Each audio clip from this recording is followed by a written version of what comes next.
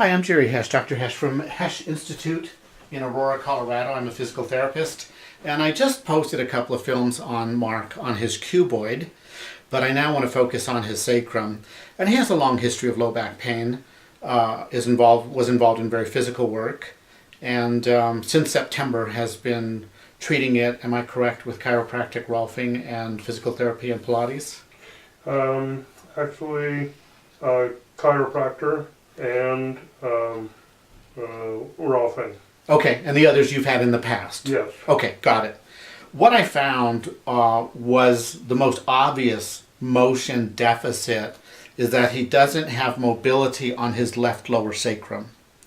When I spring the right lower sacrum, you can see the force goes through the body really easily, and when I come and I use an approximate amount of force, there's no movement. And when I go on the upper sacrum, there's movement on the right, upper sacrum movement on the left. And the body typically compensates, so this creates a left rotation in the lower body. And so in the upper body, there is a counter rotation, which I'll demonstrate. Go ahead and lie on your back, please.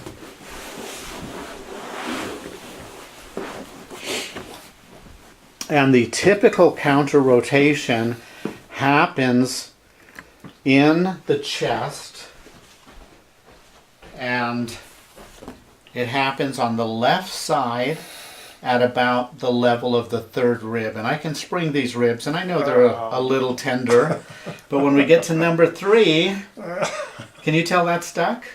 I can. I'm trying to move it. Now let's come over on the other side, and I'm below the clavicle, and that springs. Okay? So this is a way that your body compensates for that asymmetry of the sacrum, and when I correct movement in your sacrum, this will melt. I won't even have to treat this. It'll go bye-bye. Okay? So let me keep filming, and let's go ahead and film the treatment. What I'm going to do is have you come out into the hallway, and I have a home office. And so you get to see some of my home, and we used to have our dogs would get in the film. But now we got a new puppy. She's a big one, and so she's locked upstairs. She would love to be here. Okay, so what I'm going to do is take a piece of foam, and this foam is 2 inches tall, and it's a half moon, half round, and it's 4 inches wide and 8 to 10 inches long. And I'm going to place this against your lower sacrum. So go ahead and turn around, show us your bum. And so just halfway down is where I place this. Now back up against the wall. Okay. Okay, good. Lean into that. And your feet, I want your feet as wide as your shoulder. And your feet are at least 6 inches forward, and that's perfect. And all you have to do now is just gently bend back and forth just slightly so your nose goes in front of your toes. So bend forward and then backward and let your scapula touch the wall, and bend forward. Okay, nose in front of toes so you can bend a little further. Okay. Good, and do that 10 times. That was 3. Better not be looking like a giraffe there.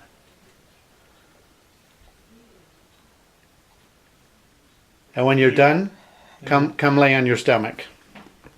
Okay. In fact, actually come lay on your back, and I'll show you what happens at your chest.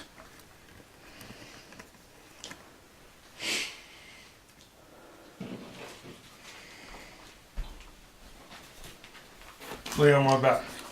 Go ahead and lay on your back, face up. So if that treatment worked in restoring sacral mobility,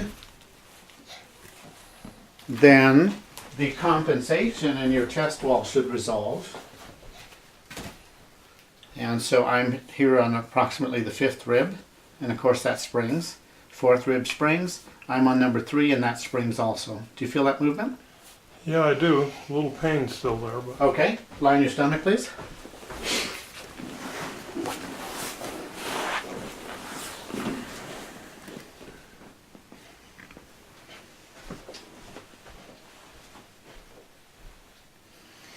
So here's lower sacrum. And now you have good spring mobility. Well, Can you tell? I've been to 2 county fairs and a goat milking, and I've never felt anything like that. That's fabulous. Say that again. 2 county fairs and a goat milking. And you haven't felt that movement? Mm-hmm. That's funny. I like that expression. So how would we know if you felt different? Would sitting down tell you, or walking, or any way you could test your back right now? Yeah. Bending over, I guess. Okay. Why don't and another one would be if there's things that were hanging up my, my scapula, which I feel still, there's still some pain in that area. Okay. Ignoring the scapula, let's focus on your low back. Okay. So, do you want to step down and bend forward? Sure. Now, do you want me to bend forward like I should, or like I shouldn't? Your call. Well, I'm going to do it the way I'm learning how to Alrighty. move. Very good. All at one time. Very good. That's a good way to move. He's bending primarily in his hips. Mm-hmm. Hips are bending first before his spine. Boy, my hamstrings, I think these are my hamstrings. Yes, sir. Anyway, they are both singing to me about the same amount. Alrighty, and come back up. Okay. And what are your thoughts? Man, oh man. A little bit of pain maybe right still there. So a little bit of left-sided low back pain. Yeah. Is it less than usual or the usual amount? About the usual amount, I'd say. Okay, so that test did not demonstrate change. I wouldn't say that. You wouldn't say that? You think something's different? Yeah, I think something's different. I don't know what it is, but I think okay. something's different. Yeah, maybe over the next day, when you come back tomorrow, we can certainly ask you what's different. Okay. Very good. Well, I'll show a book that has a chapter I wrote on sacral torsion. That's called Dynamic Body by Eric Dalton. And I have a book chapter on there on sacral torsion if anyone wants to learn more about it. And I also have a home study for clinicians to learn more about my treatment of the lumbopelvic hip, sacroiliac. And then I also have a separate one on the rest of the body. And those can be found on my website, which is HeschInstitute.com. It's spelled H-E-S like Sam, C-H, Institute.com. Thank you.